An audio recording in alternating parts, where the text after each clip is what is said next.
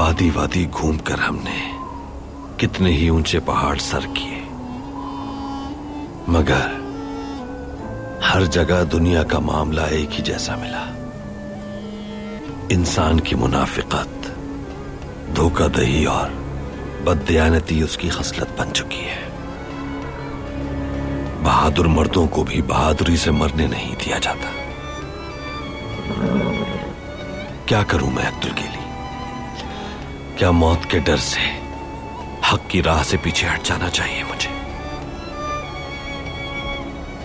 क्या मैं इस राह पर चलना सिर्फ इसलिए छोड़ दूं कि मुझे चैन का एक लम्हा मिल जाए और कबीला सुकून का सांस ले ले?